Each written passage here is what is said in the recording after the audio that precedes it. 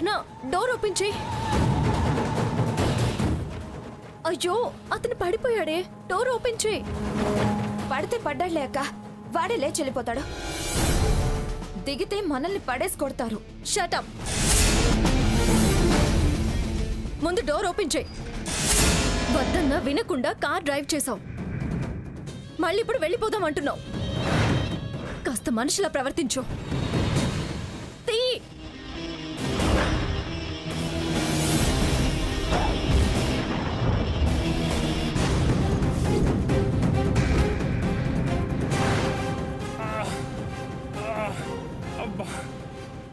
అయ్యో దెబ్బలు తగిలినట్టున్నాయి. ఏంటి కార్ ఎక్కితే కళ్ళు కనబడవా? అడ్డదిడ్డంగా వచ్చి మా కార్కి తనే తగిలాడు. మమ్మల్ని కళ్ళు కనిపించట్లేదా అంటావే? స్వర్ణ నువ్వు మాట్లాడుకో. పదండి హాస్పిటల్కి తీసుకువెళ్ళి చూపిద్దాం. డ్రైవర్ ఆ బండి తీసి పక్కన పెట్టు. ఏంటక్క ఇదంతా మనకు అవసరమా? వాడు రాంగ్ రూట్ లో వచ్చాడు. ఇప్పుడు రాంగ్ రైట్ అనే చర్చ కాదు ముఖ్యం, వైద్యం ముఖ్యం. డ్రైవర్ మన హాస్పిటల్కి తీసుకువెళ్దాం. దెబ్బలు బాగా తగిలినట్టున్నాయి. అసలు మాట్లాడలేకపోతున్నాడు. దెబ్బలు బాగా తగిలినట్టున్నాయంటారేం? ఉన్నవాళ్ళు కారు నడిపితే కళ్ళు మూసుకుపోతాయా? సారీ అండి. ఏదో ఏంటమ్మా సారీ? అలా అడ్డదిడ్డంగా కారు నడపడం ఏంటి? ఖర్చంతా మేం భరిస్తాం, బండి రిపేర్ చేయించిస్తాము. ఏంటండి అతను సడన్ గా వచ్చాడు, తప్పంతా మాదే అన్నట్టు మాట్లాడుతున్నారు. అక్క నువ్వేంటి అది చేస్తాం ఇది చేస్తాం అంటావు? మహా అయితే కేసు పెట్టుకుంటారు, పెట్టుకోమను అంతే. ముందు నువ్వు నోరు మొయ్. డ్రైవర్ సాయం పట్టు, కార్లో కూర్చోబెట్టండి. కారు ఎక్కించండి.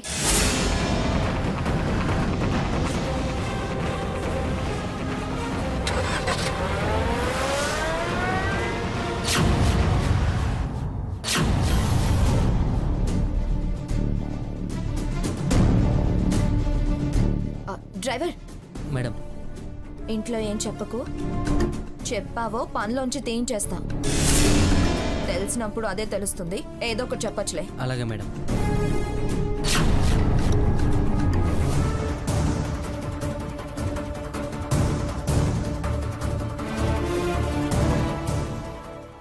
డ్రైవర్. అమ్మగారు, సీతమ్మని రేడియో స్టేషన్ దగ్గర దించొచ్చావా? దించొచ్చానమ్మా. రేయ్ కారు తాళాలు ఇలా ఇవ్వు. నిన్ను ఉద్యోగంలో నుంచి తీసేస్తున్నాను. ఇవ్వు తాళాలు. ఇవరా? దేనికి అతన్ని సడన్ గా ఉద్యోగం నుంచి తీసేయడం? అబద్ధాలు చెప్పాడు గనక. యాక్సిడెంట్ చేసి వచ్చింది గాక ఇలా జరిగిందమ్మా అని ఒక్క మాట కూడా నాతో చెప్పలేదు గనక. అయినా వాణ్ణి ఉద్యోగంలో నుంచి తీసేస్తానంటే నువ్వెందుకు అంత రియాక్ట్ అవుతున్నావు? సీత రేడియో స్టేషన్కి వెళ్ళలేదు గనక, వీడు కారుతో గుద్దిన వాళ్ళు హాస్పిటల్లో ట్రీట్మెంట్ పొందుతున్నారు గనక. చాలా ఈ కారణాలు ఇంకా క్లుప్తంగా వివరంగా విశదీకరించి చెప్పాలా? ఇతను యాక్సిడెంట్ చేశాడని అక్క ఫోన్ చేసి చెప్పిందా? అది నీ అక్క కదా, అదెందుకు ఫోన్ చేసి చెప్తుంది? యాక్సిడెంట్ చేసింది డ్రైవర్ కాదు, వీడు కాదా? మరి డ్రైవింగ్ ఎవరు చేశారు? కారు అక్క నడిపింది.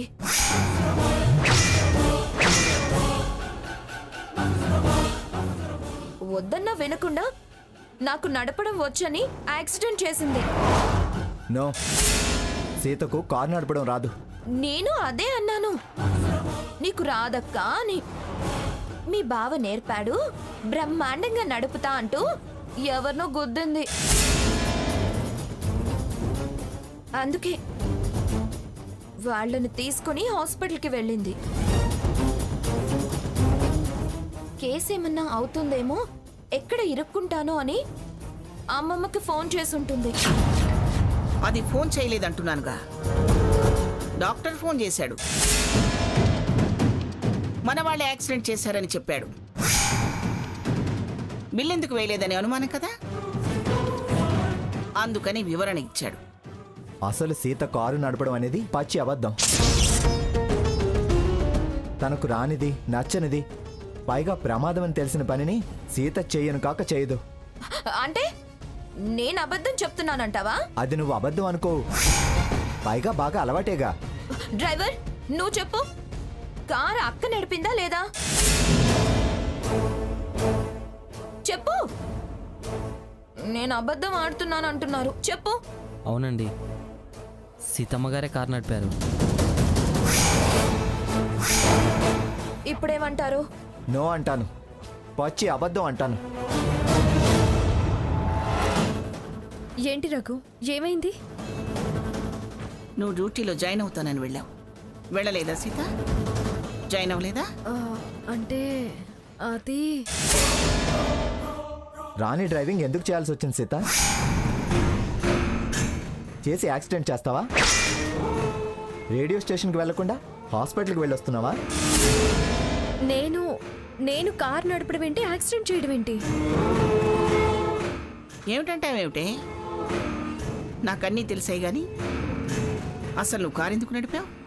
నేను కార్ నడపలేదమ్మమ్మ గారు. నడిపావని మీ చెల్లెలు గారు అవునని డ్రైవర్ గారు చెప్తున్నారుగా. ఏంటే, నేనా నువ్వా కార్ నడిపింది? వద్దన్నా వినకుండా నడిపి పైగా నేను నడిపానంటావా? రేయ్, నిజం చెప్పు, ఎవరా కారు నడిపింది? అమ్మగారు, తప్పైపోయిందమ్మా, క్షమించండి. చిన్నమ్మగారు చెప్పమంటే చెప్పాల్సి వచ్చింది. పిల్లలుగా అన్నమ్మా, నా బతుకు మీద కొట్టకన్నమ్మా. రేయ్ లేరలే, పోతలకి ఏమే అబద్ధం ఆడింది కాక వాడి చేత కూడా అబద్ధం ఆడిస్తావా? యజమాని తప్పుడు పని చేసి పని వాళ్ళ సాయం తీసుకుంటే ఇక వాళ్ళు మన మాట ఎందుకు వింటారు? తప్పు చేసింది కాక ఆ తప్పు అవతల వాళ్ళ మీద నెడతావా? ఛీ, బుద్ధి జ్ఞానం ఉందా నీకు అసలు? చిచి, రోజు రోజుకి మరీ ఇలా తయారవుతున్నాయేమిటి? ఏం మాయరోగం వచ్చిందే నీకు? సీత చేసింది కేసు అవుతుందని భయపడి ఫోన్ చేసి ఉంటుంది అని కహానీలు చెప్తుంది, కహానీలు. అది నీ చెల్లెలు గారి బుద్ధి. ఒక్కొక్కటిగా బయటపడుతున్నాయి, తెలుసుకో సీత. నేరం నీ మీద వేసేసి తను తప్పించుకోవాలని చూసింది. పైగా పిల్లికి ఎలక సాక్ష్యమని వాడితో కూడా చెప్పించింది. తెగబడిపోయింది. షోకులు పిచ్చి బాగా ముదిరిపోయిందే నీకు. నీకు డ్రైవింగ్ కావాల్సి వచ్చిందా? డ్రైవింగు ఏ వద్దు, ముద్దు రాచిప్పల్లా ఇంట్లోనే కూర్చోవాలా? ఎంతసేపు నా మీద పడి ఏడవటం అలవాటైపోయింది అందరికి. అయినా కాస్త ఫ్యాషన్ గా ఉండేసరికి ఓర్చుకోలేకపోతున్నారు. నాకు ఇచ్చుకాలు ఆడటం, అచ్చుకు పుచ్చుకలు ఆడటం, బుట్టలో వేసుకోవటం రాదు. మంచి మంచి అంటూ అవతల వాళ్ళకి చెడు చేయటం నాకు చేత కాదు. నాటకాలు ఆడటం అంతకన్నా రాదు. చిచి, నోరేసుకుని బతుకుతుందది. మొగుడిని కొట్టి మొగసాలకెక్కే రకమైపోయింది అది. సీత పద, నేను రేడియో స్టేషన్కి తీసుకెళ్తా. హాస్పిటల్ నుంచి స్టేషన్కి వెళ్ళి జాయినింగ్ రిపోర్ట్ ఇచ్చేసి వచ్చాను రఘు. మంచి పని చేసావే. అది చేయవలసిన పని నువ్వే నెత్తనేసుకున్నావు. మంచి రోజు జాయిన్ అవ్వలేదని ఫీల్ అయ్యాను నేను. ఇక దాన్ని వెనకేసుకురాకు. ఆ విషయం వీడికి ఇప్పటికి 100 సార్లు చెప్పా. సరే అని కూడా చెప్పాను కదా. నీ మనసు మెత్తనిది. ఆ మనసు ఎలా ఆగుతుందా అని వాడి ఉద్దేశం. బాగా చెప్పావు నాన్నమ్మ. సీత, మంచి కాఫీ తెచ్చివ్వవే. ఏమైందో ఏమిటోనని తెగ టెన్షన్ పడిపోయాను. అలాగే అమ్మమ్మ గారు, నేను వెళ్ళి కాఫీ తీసుకొస్తాను. నాన్నమ్మ, నేను అలా బయటకు వెళ్ళొస్తాను. అలాగేరా.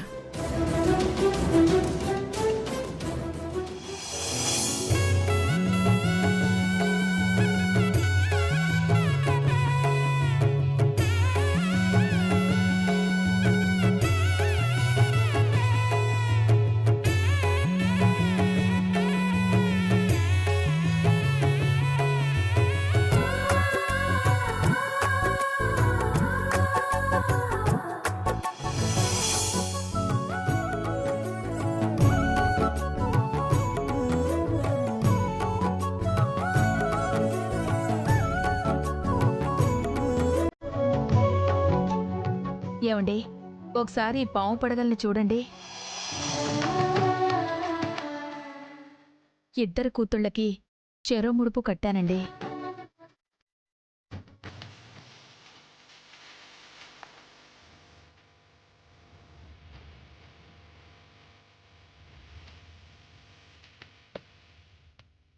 స్వామి, నా కూతుళ్ళిద్దరూ ఒకింటి కోడళ్లే అయినా వాళ్ళ జీవితాలు తలో రకంగా ఉన్నాయి.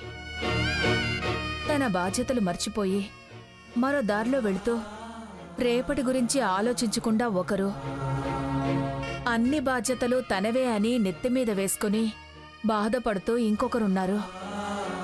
వాళ్ళ జీవితాలు సరిదిద్దు స్వామి. ఇద్దరూ ఆనందంగా బతికేలా దీవించు. నీకు వల్లీ కళ్యాణం చేయిస్తాను. ఏంటి సావిత్రి, ఏదో గట్టి మొక్కినట్టున్నావు? నీ మొక్కు తీరడానికి స్వామిని చాలా కష్టపడేలా చేశావా?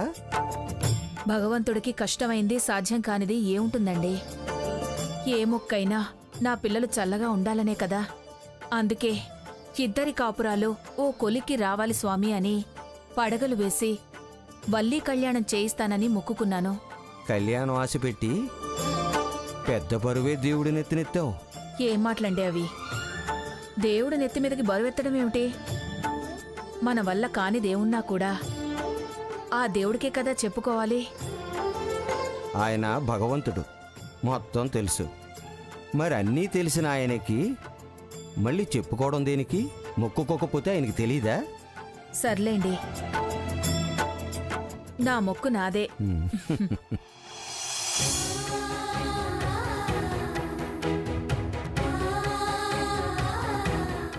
వస్తామండి.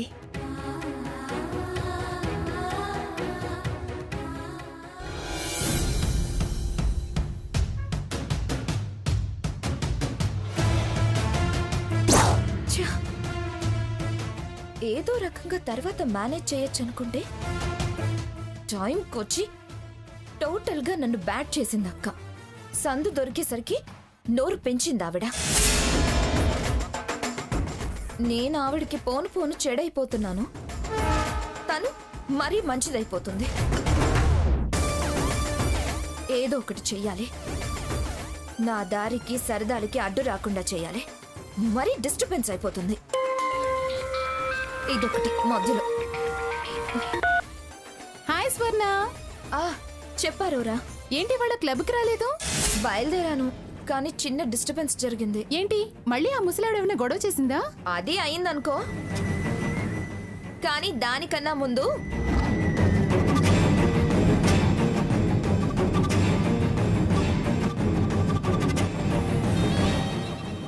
ఓహో అలాగా. ఏ లేదు, క్లబ్కి రాలేదని ఫోన్ చేశాను. థ్యాంక్స్. థ్యాంక్స్ సరే గానీ మరి లక్కీ క్వీన్ పార్టీ ఇవ్వవా? పార్టీనా? పార్టీనా అంటావేంటి? నీకు క్లబ్ లక్కీ క్వీన్ ఇచ్చింది, కానీ క్లబ్కి నువ్వేం ఇవ్వవా? ఇవ్వకపోతే బాగుండదు, బంకా అనుకుంటారు. సరేలే, ఇద్దాం. ఇద్దాం కాదు, ఇవ్వాలి.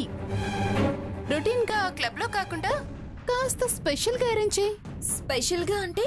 ఏ స్టార్ హోటల్లోనో, ఏ పిక్నిక్ స్పాట్ లోనో, లేదా ఏదైనా ఒక ప్రైవేట్ ప్లేస్ లో అరేంజ్ చేయి. కాస్త వెరైటీగా ఉంటుంది. నువ్వు పార్టీ అరేంజ్ చేస్తానంటే మీ పెద్దావిడ లెవెల్ గల ఆవిడ్ని నేను చీఫ్ గెస్ట్ గా తీసుకొస్తాను. నీ లెవెల్ పెరుగుతుంది. అలాగా, అరేంజ్ చేస్తాలే. ఎక్కడ? మీ ఇంట్లో చేస్తావా? భలే అడిగావు. ఇంట్లో ఇస్తే ఇబ్బంది జరుగుతుంది, కానీ పార్టీ జరుగుతుందా?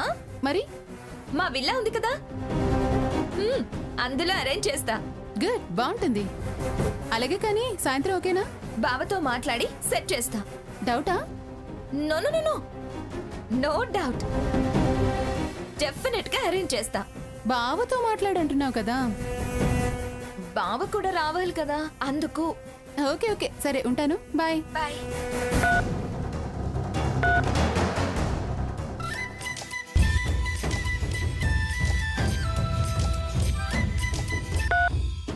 చెప్పు స్వర్ణ. బావా,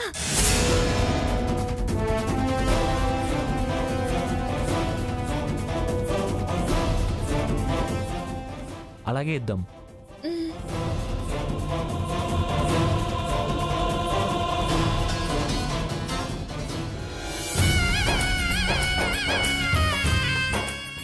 పిన్ని గారు, అమ్మా సీత, మామయ్య గారు కూర్చోండి, నానమ్మ వస్తుంది. నానమ్మా. నమస్కారం పిన్ని గారు. నమస్కారం నమస్తే నమస్తే. కూర్చోండి కూర్చోండి. అనుకున్నాను ఇప్పుడే ఇంతో అన్నాను, నువ్వు వచ్చావు. ఏమిటి విశేషం? పూలు పళ్ళు ఉన్న ప్లేట్తో వచ్చావు.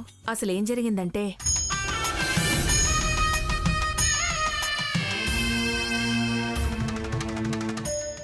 ఇద్దరూ ఆనందంగా బతికేలా దీవించు. నీకు వల్లి కళ్యాణం చేయిస్తాను.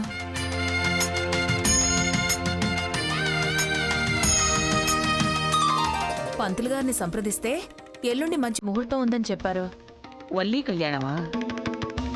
మంచిదే సావిత్రి, అటు ఇటు కూడా మంచిదే.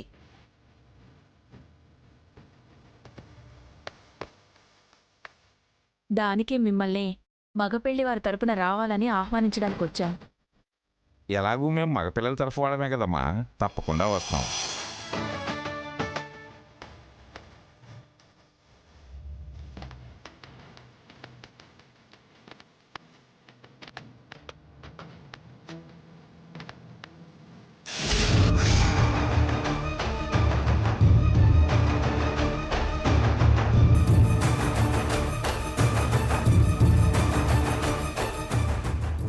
సావిత్రి, పూజకి నీ పిల్లల్ని ఇంటికి పంపిస్తానులే.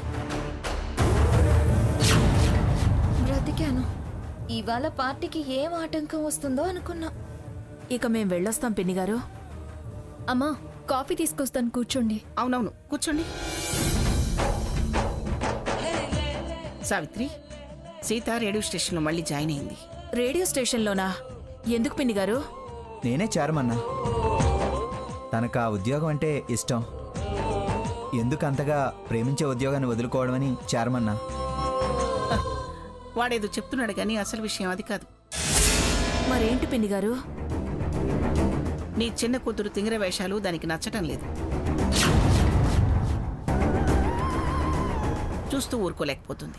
ఏమైనా అంటే మాకు మధ్య తేడాలు వచ్చేలా ఉన్నాయనుకుని ఊరికే ఉండి పంచాయతీలు పెట్టుకోవడం ఎందుకు అని దాని కాలక్షేపం అది ఎంచుకుంది. ఏంటి, నావి తింగర వేషాలా? అవునో కాదో మీ అమ్మనడుగు. అవి పోవాలనే కదా దాని ఈ పూజలు, నోములు, కళ్యాణాలు చేసేది. నావి తింగర వేషాలంటావే? ఇవాళ చేసిన పని ఏమిటే? దాన్ని ఏమంటారు? ఏం చేసావే? తిన్నగా ఉండలేకపోతున్నావా? నేను తిన్నగా ఉండటమే ఆవిడికి తింగర వేషాలు తిక్క చేష్టల్లా కనిపిస్తున్నాయి.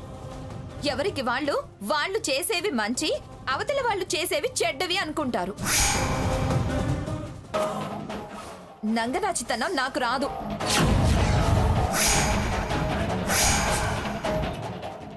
ఎవరిని నువ్వు నంగనాచి అంటుంది? నాచితనం ఉన్న వాళ్ళని.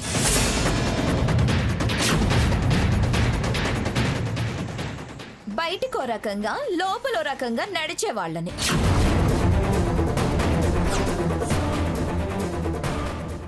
అదే ఎవరు అలా చేశారు అని అడుగుతున్నా. నాలా బయటపడలేని వాళ్ళని. అయినా అంత నొక్కి నొక్కి అడగడం ఎందుకు? నీకెందుకు అంత ఉలుకు? స్వర్ణ,